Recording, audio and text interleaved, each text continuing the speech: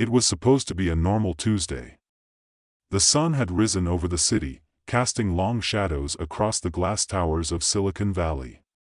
People were bustling in the streets, sipping their overpriced lattes, absorbed in their screens, and rushing toward the promises of a new day. For Dr. Kira Lark, quantum physicist and self-proclaimed reluctant grown-up, it was just another day of her usual routine. That was, until the universe itself decided to prank her. The first sign that something was wrong came in the form of her steak. Kira sat at the counter of a small, trendy bistro, eyeing her lunch with mild disdain. The steak was the best money could buy, lab-grown, scientifically perfected, the perfect balance of texture and taste. But as she was about to cut into it, something strange happened. Her phone buzzed, flashing an alert that read, "Quantum anomaly detected. Do not consume." She blinked at the screen. What? Before she could even process what that meant, the steak, which had been perfectly poised on her plate, began to shift.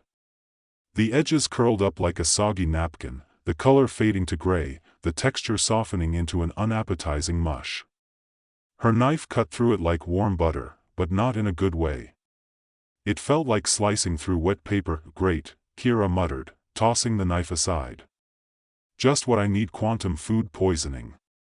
She pulled up her phone to check her messages.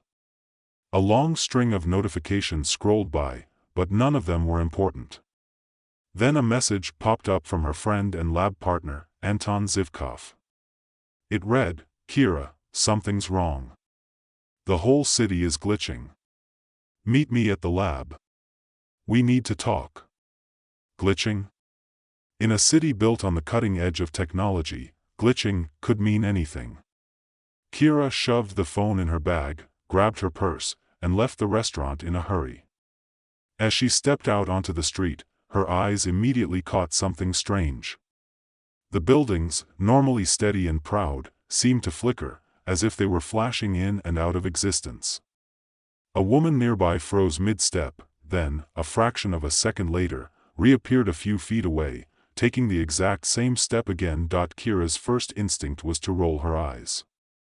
She'd seen her fair share of tech mishaps. Maybe a server had crashed, or perhaps it was some kind of viral marketing stunt. "Real cute," she muttered, stepping around the woman who was now repeating her motion in the other direction, but as Kira made her way down the street, things only got stranger. A car sped by. No, wait, it didn't. It was gone and then reappeared moments later, a few feet forward in a completely different direction. People were moving in loops, saying the same words over and over, shaking their heads as if they couldn't remember what had just happened. And then Kira saw it, a massive digital billboard, one of those sleek, high-definition screens that ran endless ads, flickered and split into 2, then 3, then 5. Each screen displayed a different reality, one showing the latest smart device, another promoting an exclusive concert she was certain had never been announced, a third announcing, "Future version of you has contacted you," in big flashing letters. Kira stopped in her tracks. "Future version of you? Okay, this is getting weird," she muttered, now thoroughly distracted by the chaotic scenes unfolding around her. It wasn't just a digital glitch. Something was breaking. Kira made her way to her lab. As she walked, her mind raced, but she couldn't shake the growing sense of unease that was starting to twist her stomach. The streets, normally brimming with life, had become surreal. Reality itself felt like it was, well, unraveling. When Kira arrived at the lab, Anton was already waiting for her, pacing anxiously, his usually disheveled hair even messier than usual. He looked up when she walked in, his face pale and drawn, like he'd just seen a ghost. "You've noticed it too," he said breathlessly, his voice edged with panic. "You mean the reality that's going haywire?" Kira deadpanned. "Yeah, I noticed." She tossed her purse on the table and sat down at her workstation, pulling up a terminal to start her diagnostics. Anton threw his hands in the air. "It's more than that. It's not just the city, this is everywhere. He stopped, glancing at Kira like he wasn't sure if he should say what was really on his mind. "Spit it out," Kira said. "I'm not going to faint or scream or whatever. It's just reality getting all weird." Happens sometimes. Anton's face hardened. It's not just that. The quantum signature, it's unstable. I ran a scan. He swiped his hand across the lab's main screen. Kira squinted at the data. That's impossible. The readings were nothing short of catastrophic.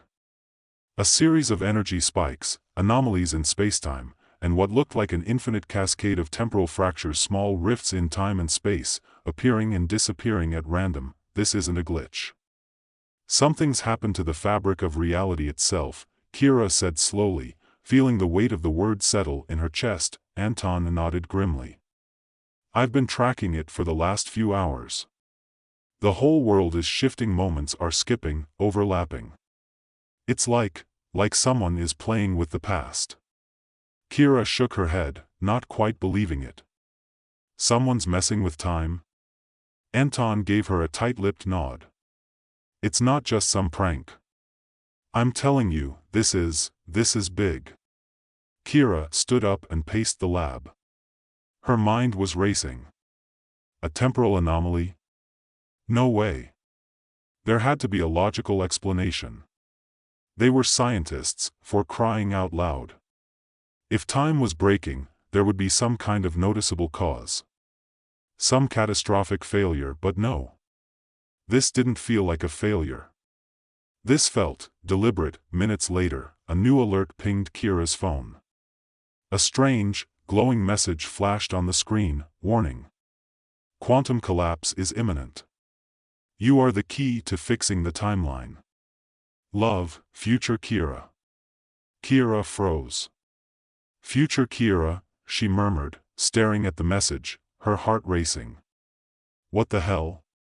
Anton peered over her shoulder. Is that? He stopped himself, eyes widening. You? From the future? Kira chuckled nervously. That's impossible. She hit refresh on her phone.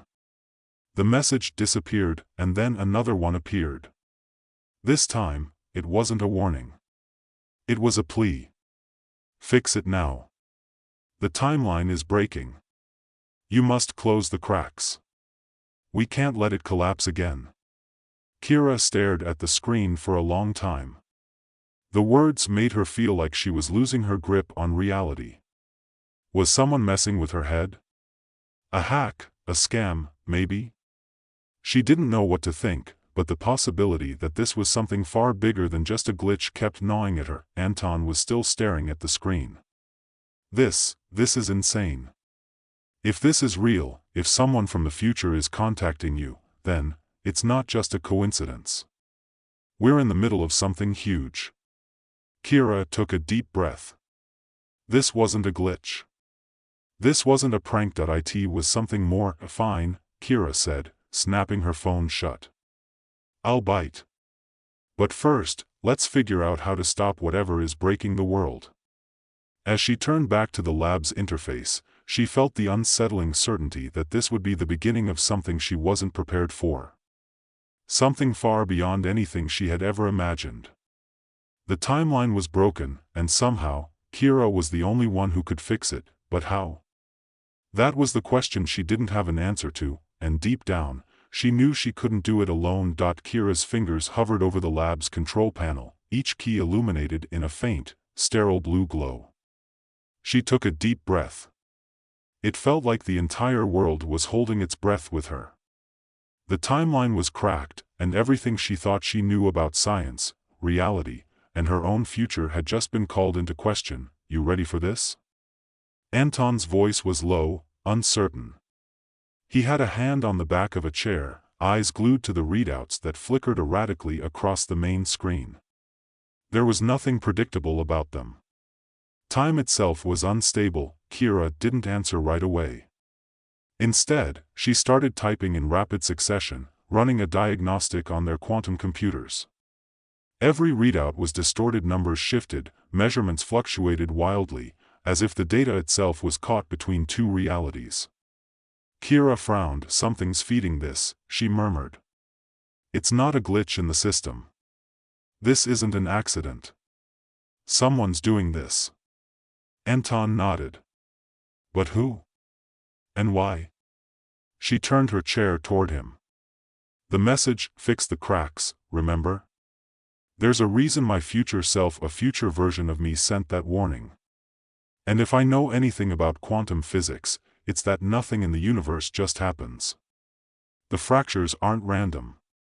Someone is manipulating them, but not without a reason. And if we don't fix them? Anton asked, his voice tight with a new kind of fear. What happens? Kira's stomach churned. Everything. The future, the present, everything we know, it'll unravel. If the timeline collapses, we won't just be dealing with a few glitches in reality. The future will cease to exist. The past will rewrite itself. There'll be no us, no now. Just chaos. Anton's jaw tightened. So, no pressure, huh?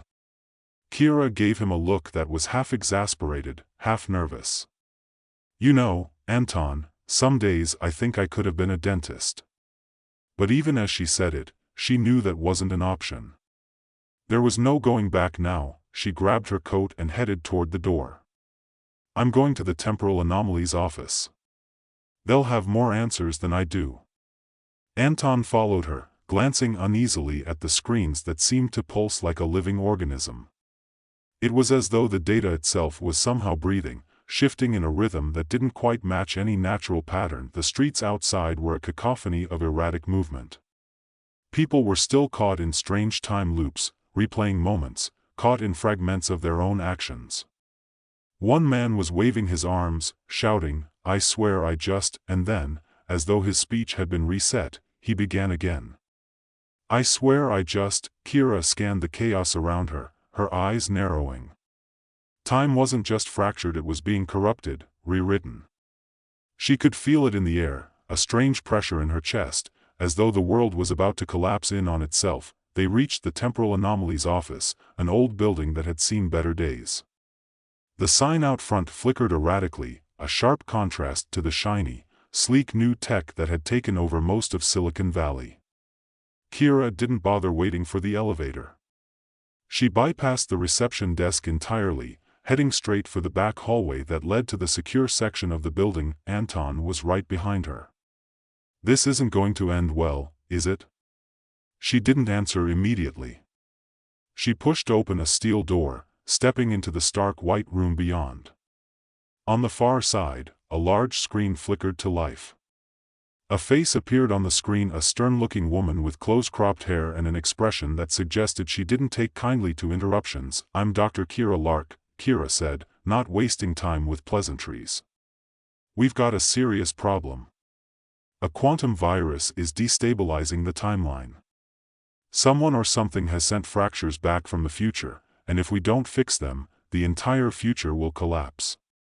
I need your help." The woman on the screen raised an eyebrow but didn't respond immediately. Kira glanced at Anton. He was biting his lip nervously, clearly out of his element. "We've already run diagnostics," Kira pressed, stepping closer to the screen. "We've seen the fractures. The timeline is collapsing. And my future self contacted me to fix it. I don't know how, but I need your expertise." There was a long pause before the woman's expression softened, just a little. "I'm Director Carla Vaughn," she said, finally leaning forward. "I can't say much, but I'm going to make this very clear. What you're describing is not some accidental phenomenon. You're right, it's deliberate. Someone is intentionally altering the course of history, and I need you to understand just how dangerous this is." Kira's breath hitched. "How dangerous?" Director Vaughn's face grew grim. "Imagine a world where technological progress is dictated not by the natural flow of time, but by a future civilization's desire to control it. Where the past is rewritten with every choice they make, every action they take. If the fractures aren't closed, history itself will become a muddled mess. We won't even know what's real anymore. And the future will collapse in on itself." Kira's mind spun. She felt her pulse quicken, the weight of the task settling over her like a ton of bricks. So how do we stop it? The fractures are the key, Vaughn said, her eyes flickering to the side as though reviewing data. They're not just random, each fracture is a signal, a message sent backward in time from the future. A message designed to alter technological milestones, to change history in ways that benefit the future civilization. Like a quantum virus? Anton asked, his voice tinged with disbelief. Exactly, Vaughn confirmed. And the only way to fix it is to trace each fracture back to its point of origin and correct the damage. You'll need to go into your past and stop the event that causes the fracture. Only then will the timeline begin to repair itself. Kira's head spun. Go into the past, she repeated. Like, time travel? Vaughn nodded grimly. It's the only way. I'm not going alone, Kira said, locking eyes with Anton. He gave her a look that said he'd follow her to the ends of the earth. No, Anton agreed. We're in this together. Kira turned back to the screen. What do we need to do? You'll need a special device, a quantum traveler. It can access key points in time. We've got one in our lab, but it's unstable. We've been trying to make it operational for months, but the fractures have made things more difficult. We can't waste any time. Every minute counts. Kira took a deep breath. Where do we start? Director Vaughn's eyes narrowed. I'll send you the coordinates. You'll need to move quickly. The first fracture is in the early 21st century, right before the first major quantum experiments took place. You'll need to intercept the team that started it all. That's your starting point. Kira exchanged a glance with Anton. This was real. The timeline was on the verge of destruction, and they were the only ones who could fix it. Anton's voice broke through the silence. Where's the device? The lab was a dark, humming mess of wires and blinking lights.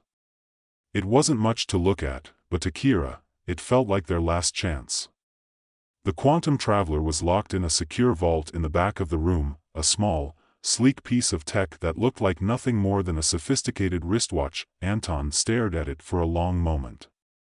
You sure this is going to work? Kira didn't answer immediately. She was busy calibrating the device, inputting the coordinates Director Vaughn had sent. Each key she pressed seemed to make the air grow heavier, as if time itself was pushing back against them. I don't know, Kira said finally, but if we don't try, everything ends. The quantum traveler hummed to life, its glow steady and bright. The device was ready. They were ready. Kira glanced at Anton. You ready? He gave her a nervous smile. As ready as I'll ever be. Then let's go fix the future. Without another word, she activated the traveler. The world around them seemed to bend, twist, and pull apart as the device yanked them backward in time, into the fracture, the first crack in the timeline. Kira's last thought before everything blurred into oblivion was that they were about to step into history. The world around Kira and Anton fractured, the very fabric of reality twisting as the quantum traveler activated. It felt like being pulled apart and slammed back together at the same time. Her body went weightless, like floating in a sea of fractured glass. For a few heartbeats, everything was a blur of colors, sounds, and sensations that made no sense. She could hear Anton's voice, distorted, as if underwater, but the words were indecipherable. Then, suddenly, the world snapped back into focus with a jolt that nearly threw her off her feet. Kira blinked, adjusting to the new surroundings. The familiar metallic hum of the lab was gone, replaced by the crisp, sterile air of a different place and time. They stood in a stark, white corridor. A hospital hallway, maybe, or a research facility. The walls were lined with strange, pulsing devices she'd never seen before, their surfaces glowing faintly with soft blue light. Where are we? Anton muttered, voice tight as he scanned the unfamiliar environment. Not sure, Kira replied. Her heart was racing, and her mind scrambled to make sense of the scene. She reached for the device at her wrist, the quantum traveler, and checked the coordinates. We're somewhere between 2025 and 2030, Kira said, her eyes narrowing. "I think it's some kind of private research facility, but I don't know exactly where." Anton stepped forward, cautiously. "We need to find the source of the fracture. If we're in the right place, it should be here. Somewhere." Kira nodded. They had no time to waste. She looked around, noting that the facility was remarkably quiet. The fluorescent lights above hummed faintly, but there was no sound of voices or footsteps. It was too still. "Too empty. I don't like this," Anton muttered. "Something feels off." Kira's stomach twisted. She felt it too. The silence, the absence of people, everything seemed too perfect. Too controlled. They moved down the hall, Kira's footsteps echoing in the otherwise still corridor. The walls seemed to close in on them as they walked, the sterile, lifeless quality of the space almost suffocating. The temperature was cold, too cold for comfort. Ahead of them, a door was slightly ajar. The glow of screens spilled into the hallway, casting an eerie light onto the floor. "Is this it?" Anton whispered, his voice tense with anticipation. Kira didn't answer. She was already heading toward the door. If they were going to find the source of the fracture, it had to be behind that door. She pushed it open with one hand. The hinges creaked softly, and the door swung inward, revealing a large, darkened room. The only light came from a series of computer terminals scattered around the room, their screens displaying rows and rows of numbers, calculations, and equations that made Kira's head spin, but it wasn't the equations that caught her attention. In the center of the room stood a machine, a large, ominous contraption, wires and cables stretching out from it like tentacles. It was connected to an array of other devices, each one feeding data into the machine, and each one vibrating with an eerie energy. Kira could feel the pulse of the machine in her bones, the hum of it vibrating through the air. Anton stepped into the room behind her. "That's it. That's the device. I don't know what it is, but that's where the fractures are coming from." Kira's mind raced. The machine, it was unlike anything she'd ever seen before. It was both ancient and futuristic, as if it existed outside the bounds of time itself. She could feel the hairs on the back of her neck rise. There was no doubt about it, this was the source of the fractures. "What is this thing?" Anton asked, approaching the machine cautiously. "I don't know," Kira replied. "But it's feeding into the timeline. It's changing the timeline. It's like a quantum siphon, drawing energy from the future, altering events before they happen. It's why the fractures are appearing. It's rewriting history." Anton frowned, clearly struggling to wrap his mind around the implications. "And we need to destroy it?" Kira took a slow breath, her eyes scanning the machine for anything that might give them a clue on how to shut it down. But it was a complex mess of wires, circuits, and flashing lights, too complicated for a quick fix. "We need to stop it from continuing to send these signals," she said, determination hardening her voice. "If we don't, it won't just change the past, it will destroy the future entirely." Anton's eyes flicked to the machine, and then to Kira. "So, we destroy it. Or, we try to, at least." Kira hesitated, then nodded. "I think that's our best shot." Without wasting another second, she approached the nearest terminal and began tapping furiously on the keyboard. The machine hummed louder, its pulse quickening as if aware of her intrusion. The screens flashed rapidly, data racing across the displays in a blur. It was as though the machine was responding to her actions, adapting. "I'm in," Kira said, eyes locked on the code. "I've located the mainframe. It's linked to a system on the other side of the facility. There's a second generator, one that's powering the whole network. If we can shut it down, the fractures will stop." Anton glanced around. "Where's the generator?" "Through that door." Kira pointed across the room. "We have to move fast."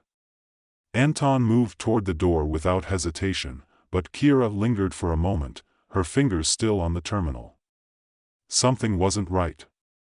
She could feel it in her gut, a creeping sense that they were walking straight into a trap. The door to the machine room slammed shut with a deafening crash. Kira spun around, eyes wide. The sound reverberated in the room, the sharp, sudden noise catching her completely off guard.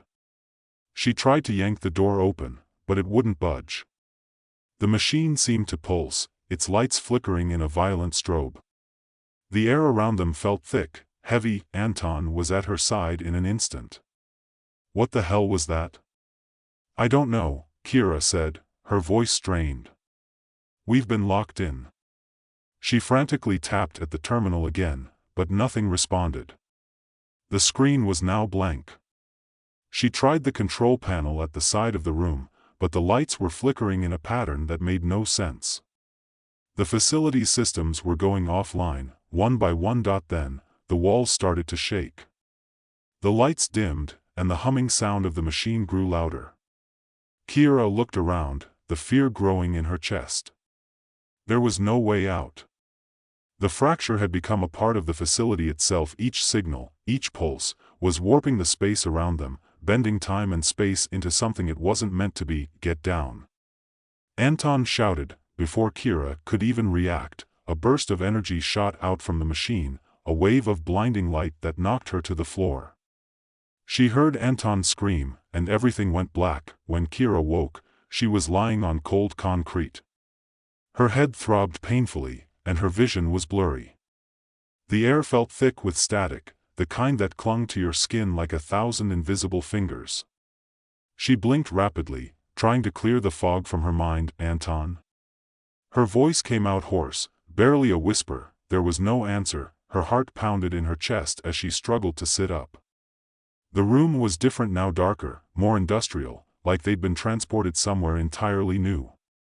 The walls were no longer smooth, pristine metal but rough stone, covered in strange markings that seemed to shimmer in the dim light. Kira tried to focus. Where am I? She could feel the shift in the air, the sudden weightlessness that made her stomach lurch. The machine, the fractures, they were still present, but somehow distorted. Something had changed. She had changed, and then, as if from the shadows themselves, a voice echoed through the room, "Welcome to the end of time."